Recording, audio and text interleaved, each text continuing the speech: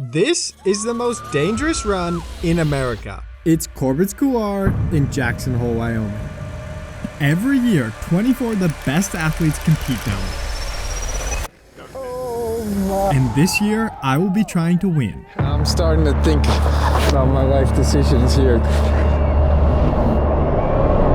If this competition is so dangerous, then why would I want to compete in it? Well, sending it off of Corbets is a rite of passage to solidify yourself in the history books. But for most people, this reward wouldn't outweigh the risk. Let's dive into the risks and rewards that drive athletes, including myself, year after year to win the crown.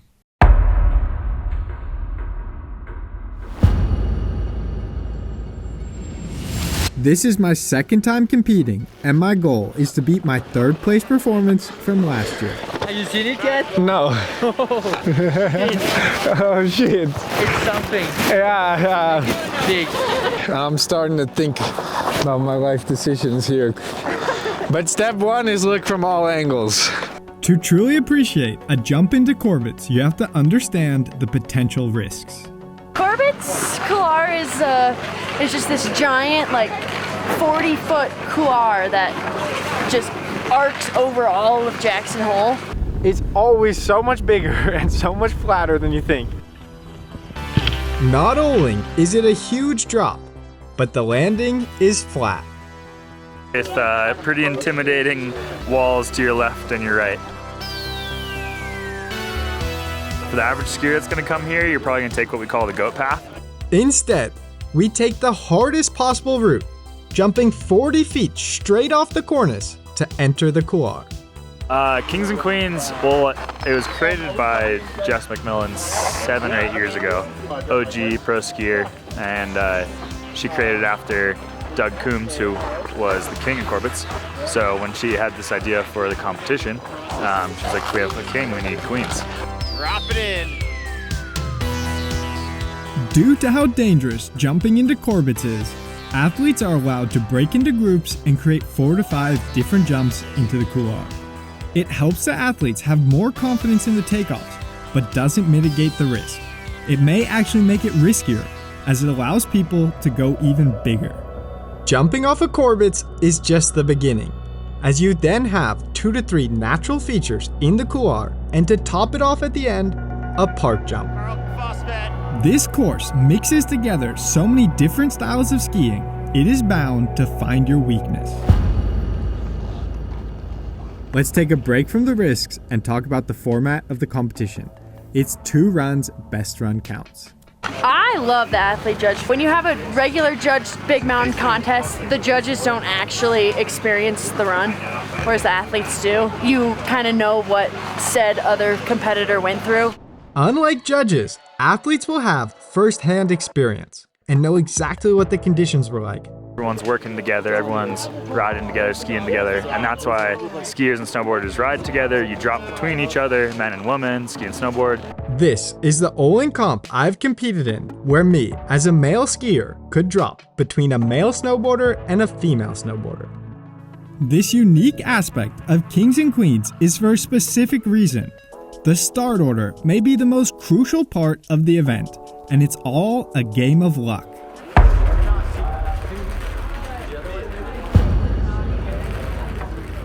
If your start number is too early, you get a fresh landing, but you are the guinea pig. If your start order is too late, you will be guaranteed to be making this 40-foot drop into a landing of bomb holes. Is that 14 or 4? That's 4. It's 4. We had to I think I stole it. I'll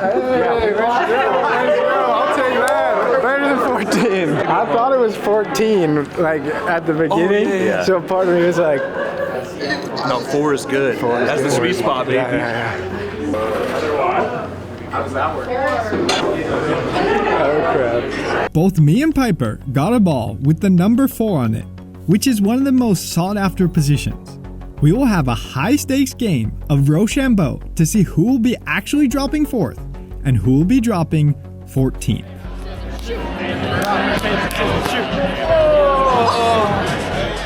I will say, Going first is hands down the most terrifying, especially if you're an event rookie.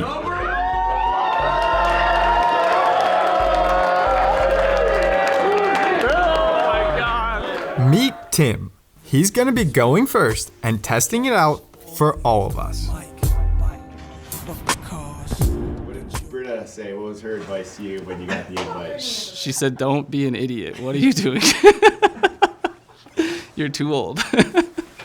I really feel for Tim. Every year when I get the invite, my stomach just drops.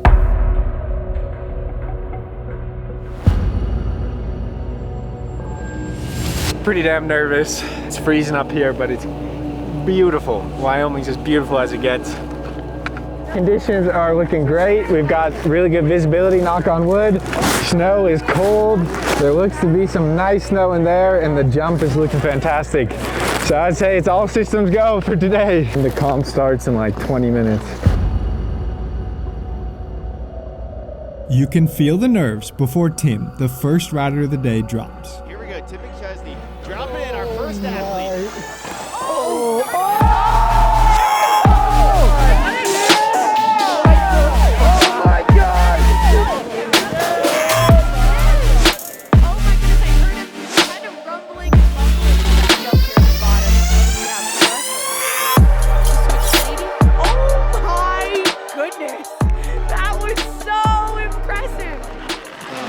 So on now, holy shit! What the fuck? I don't know how you can say anything else besides It's on. It's fucking on. That run is for sure going to be a contender for the crown, but we won't know yet as all the athletes rewatch the footage and score the runs after the comp. But for now, we can guess and say that that run is A tier. The pressure is now on. With this many athletes, you'll have to try the hardest trick possible to have a chance of winning. Last year, I did what I thought was my most difficult trick. And the hand drag left rig, clean with the landing this time, Moran. This year, I need to push my limit and try the hand drag 720. An extreme example of this pushing our limits is Veronica, a previous winner who has already achieved a world's first of being the first female ever to backflip into Corbets. She is now attempting to break her own record and be the first woman to land a double backflip into the Couloir. On her second attempt last year, Veronica got extremely close, bringing it to her feet. Everyone is at the edge of their seats as she gets ready to put her name in the history books once again. Soon it will be Veronica's drop. But first, let's check in on another former Queen of Corbets, Piper, and see what she has in store for us this year. Your 2022 Queen of Corbets, Piper Kunst.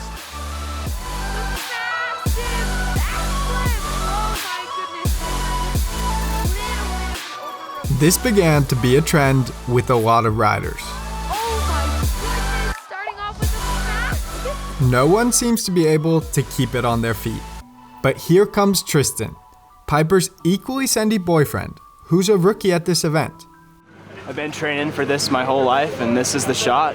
Show him what I got, and shit, yeah. Let's see if he can land his first jump ever into Corbets. Dropping in, Tristan Lilly.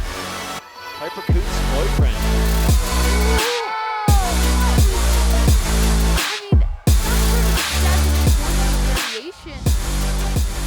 Just when it seemed like Tristan was in the clear, he hits a hidden rock beneath the snow.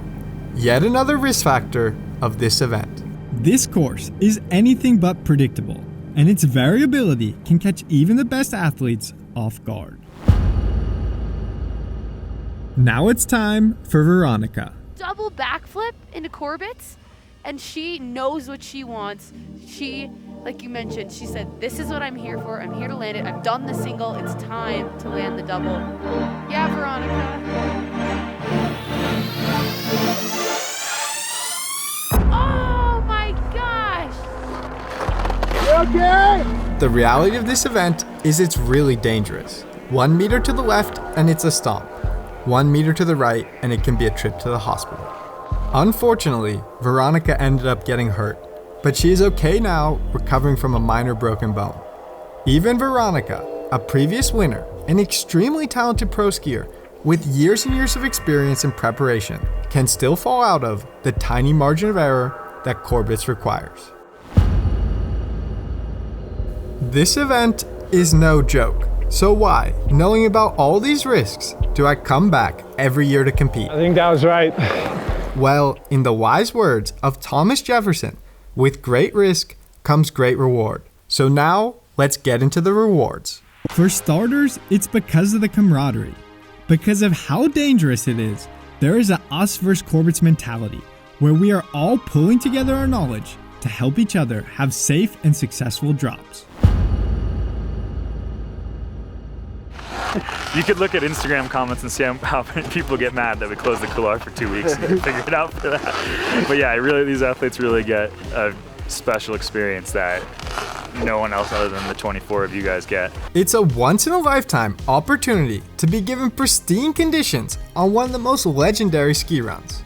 If there was ever a time to jump into Corbets, during Kings and Queens is the safest and best chance you will ever get. The nose, I'm doing a speed check. Do you want to know what's terrifying? Jumping into this. What's not terrifying is the sponsor of our video, Peak Performance, who is now shipping online to the US. I've been sponsored by Peak Performance for the last 3 years and absolutely love their products. And love it for being outside. It keeps me warm, it's stylish, has a good fit, and is super functional. I'm wearing the Alpine Gore-Tex 3-layer jacket, and I'm wearing the vertical Gore-Tex 3-layer pants. I highly suggest to check them out, and if you want to support the channel, go to peakperformance.com and check out all the gear that I use every day while I'm skiing. Standing at the top, I take a deep breath as I prepare to take on all the risk. Soon, we will get into more potential rewards, but first, let's see if I can land my first of 2 runs. Dropping in 10, 9, 8, 7, 6, 5, 4, 3, 2, 1.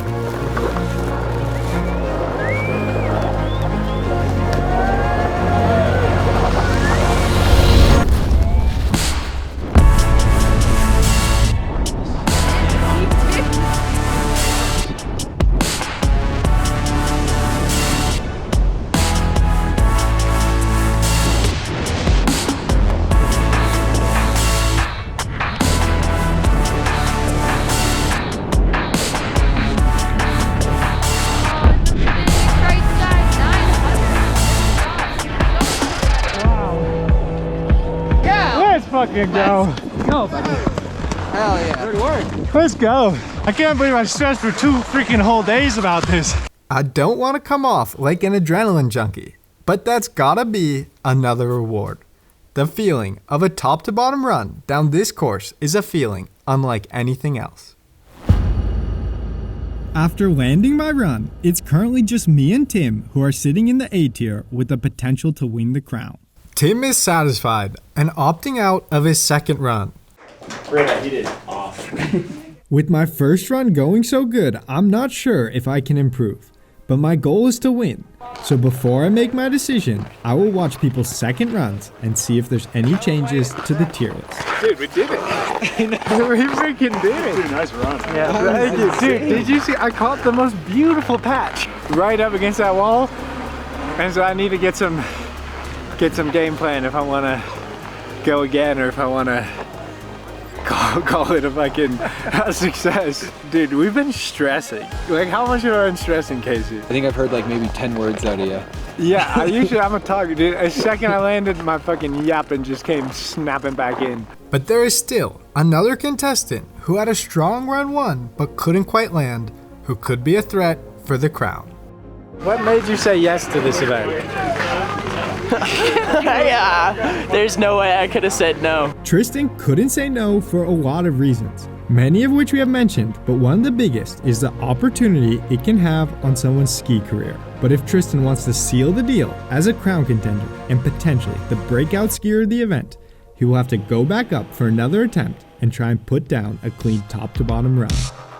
We got Tristan Lilly dropping in.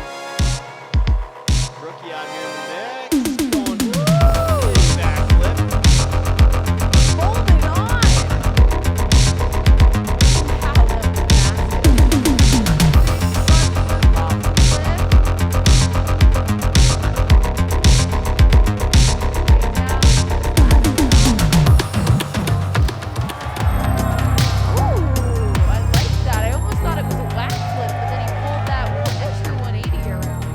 Although Tristan had a back slap up top, with that run and a crazy start to run 1, Tristan has 100% put himself in the A tier category as a threat for the crown.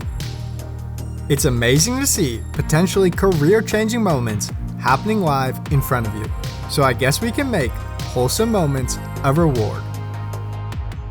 But wait, there could be another sneaky A tier contender. Malo Rambo. Lots of sauce. Let's get a timeout here.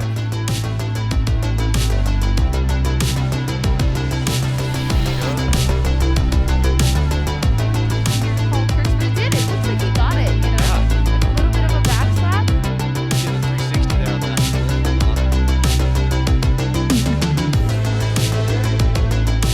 Working on that towards 7.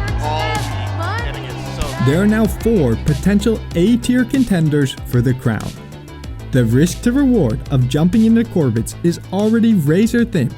Now that there is over 40 tracks in the landing, it just doesn't add up, and I will be opting out of my second run, On second thought, I'm super happy with the first run. putting my hopes of winning the crown on my first run. Piper comes in third, and there is a close battle for the Queen's crown between Claire and Anna, who both put down similar runs.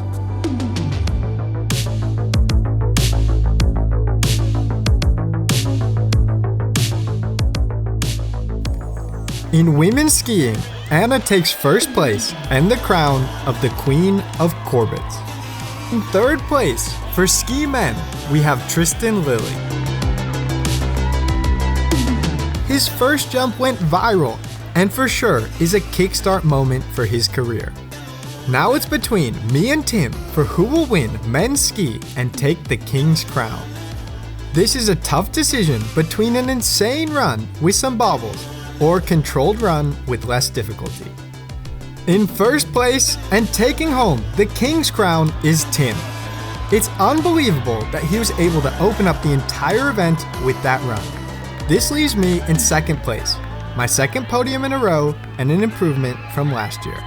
If you enjoyed this video, check out this video where I compete in potentially the hardest freeride event.